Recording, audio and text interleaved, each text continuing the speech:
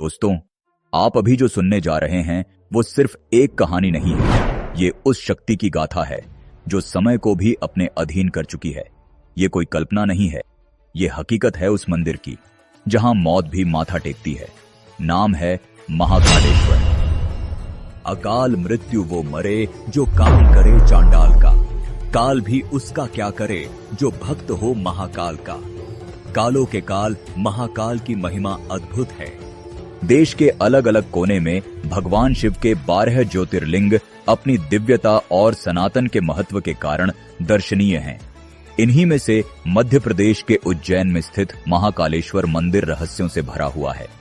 उज्जैन की पवित्र धरती पर स्थित भगवान शिव का ये रूप जो केवल पूज्य नहीं बल्कि भयानक भी है।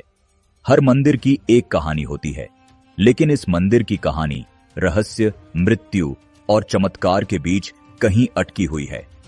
उज्जैन का महाकाल मंदिर कोई साधारण शिवलिंग नहीं है। ये भारत के 12 ज्योतिर्लिंगों में से एक है, लेकिन इसका महत्व बाकी सभी से अलग है क्योंकि यहां विराजमान हैं कालों के भी काल महाकाल। कहते हैं जो इंसान महाकाल का नाम एक बार भी सच्चे मन से ले लेता है, उसके जीवन से डर और मृत्यु खुद पीछे हट जाते हैं। लेकिन क्या यह सिर्फ आस्था है या इसके पीछे छुपे हैं कुछ ऐसे रहस्य जिन पर विज्ञान भी खामोश है? इस मंदिर का कई पौराणिक ग्रंथों में काफी सुंदर वर्णन देखने को मिलता है। देश दुनिया से यहां सभी भगवान शिव के दर्शन करने पूरे साल आते हैं। लेकिन दोस्तों, जितना महाकालेश्वर का मंदिर लोगों के बीच पॉपुलर है, उससे कहीं ज्यादा ये अपने अंदर कई रहस्यों को समेटे हुए है। तो सवाल ये उठता है कि वो कौन सी वजह थी जिसके कारण इस मंदिर में भस्म आरती इंसान की देह की राख से की जाती थी? और क्या आज भी यहां पर इंसान की देह की राख से ही भस्म आरती की जाती है? क्या सच में यहां काल भी प्रवेश से पहले अनुमति मांगता है? क्यों कहते हैं कि यहां की आरती देखने मात्र से इंसान की आने वाली विपत्तियां टल जाती हैं? और वो कौन सी अनदेखी शक्ति है जो इस मंदिर से बाहर निकलते ही अदृश्य हो जाती है?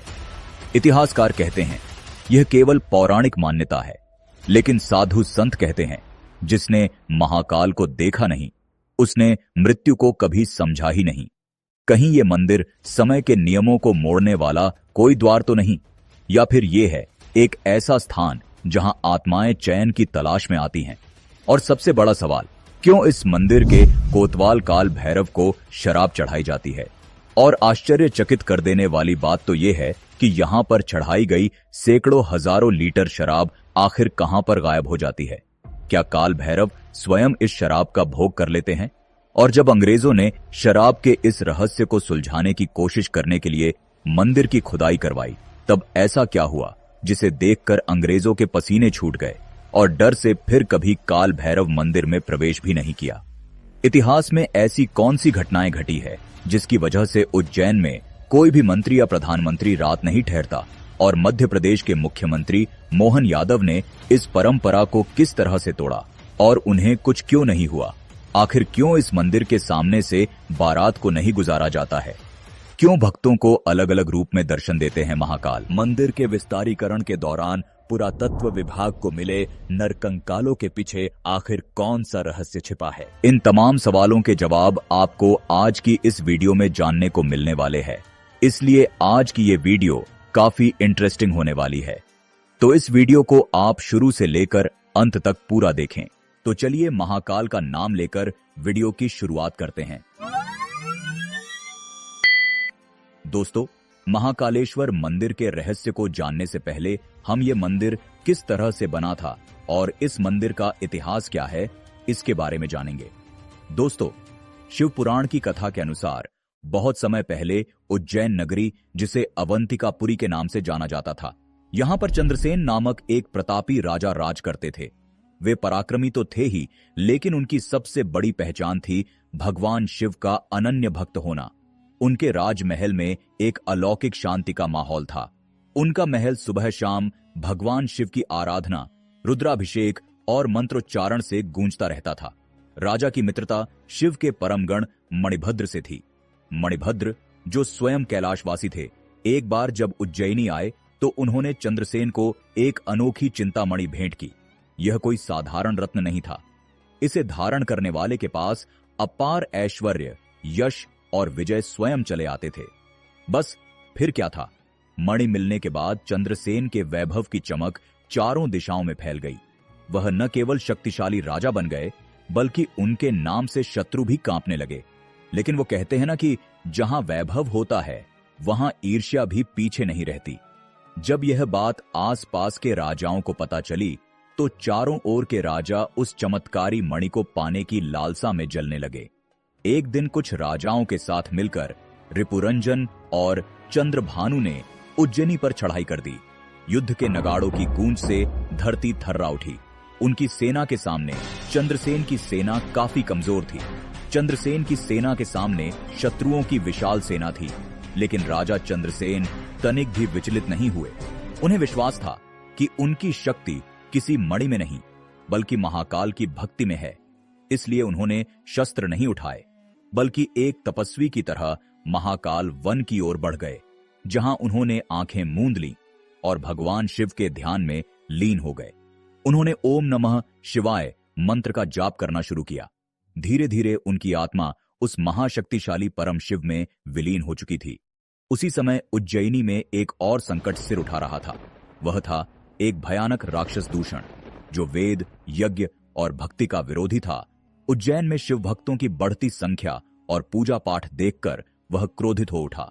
वह अपने असुर सैनिकों के साथ उज्जैन पर आक्रमण करने निकल पड़ा। उसकी मंशा शिव भक्तों का अंत करना, मंदिरों को तोड़ना और भक्ति की जड़ें उखाड़ फेंकना और खुद को भगवान घोषित करना था। उसने उज्जैन की जनता पर अत्याचार करना शुरू कर दिया, जिसकी वजह से अवंतिका यानी कि उज्जैन की जनता में हाहाकार मच गया और वह यहां वहां अपनी जान बचाकर भागने लगे। अब अवंतिका दो दिशाओं से घिर चुकी थी, एक ओर लोभी राजा और दूसरी ओर राक्षसी शक्ति। शहर भय, आशंका और अराजकता में डूब चुका था। इसी दौरान आक्रमण के भय के कारण अवंतिका के एक कोने से एक विधवा गोपी अपने 5 साल के बेटे के साथ आश्रय की तलाश में भटकती हुई उसी महाकाल वन में पहुंच गई। उसने देखा कि एक राजा, जिसने जरूर ऐश्वर्य का जीवन जिया होगा, अब साधक की तरह तपस्या में लीन है। यह दृश्य अद्भुत था।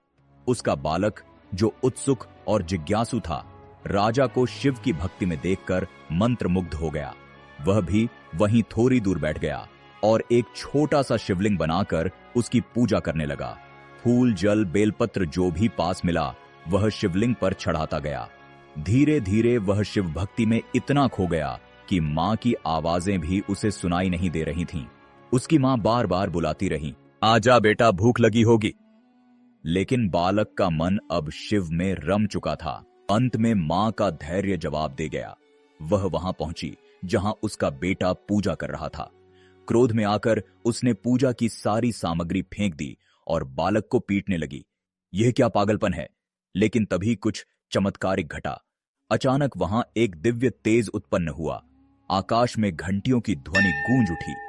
तेज रोशनी के बीच एक भव्य मंदिर का निर्माण होता दिखाई दिया और जब सब शांत हुआ तब उस जगह एक दिव्य शिवलिंग प्रकट हो चुका था, जिस पर वही फूल और बेलपत्र छड़े हुए थे जो उस बालक ने पहले चढ़ाए थे। शिव स्वयं प्रकट हो गए। उनकी कृपा उस मासूम भक्त पर बरस पड़ी थी। मां हैरान रह गई थी, लेकिन उसने पहली बार जाना कि सच्ची भक्ति न उम्र देखती है, न साधन, वो बस भाव देखती है। यह घटना जंगल में आग की तरह फैल गई। जब यह समाचार चंद्रसेन को मिला तब वे दौड़े दौड़े उस स्थान पर पहुंचे। उन्होंने देखा कि शिव स्वयं एक दिव्य लिंग रूप में प्रकट हुए हैं। उनकी आंखों से आंसू बह निकले। उनका विश्वास, उनकी तपस्या, उनकी भक्ति अब मूर्त रूप में सामने थी। लेकिन यह सिर्फ भक्त की परीक्षा नहीं थी, यह राक्षस दूषण के अंत का समय भी था। जैसे ही शिव प्रकट हुए उन्होंने अपना रौद्र रूप धारण कर लिया और महाकाल बन गए। उनकी जटाएं आकाश तक फैल गईं, त्रिनेत्र से अग्नि निकली और हाथों में त्रिशूल लिए वह दूषण की ओर बढ़े और पल भर में ही दूषण और उसकी असुर सेना का अंत हो गया। उस क्षण जो चमत्कार घटा था उसने युद्ध की आग को भी शांति में बदल दिया। जो राजा अभी तक मणि के लोभ में उज्जैनी को रौंदने चले थे, अब उसी धरती पर महाकाल की महिमा के आगे झुक गए थे। उनके हाथों के शस्त्र गिर चुके थे और सिर शिव के चरणों में झुक चुका था। तभी से उज्जैन में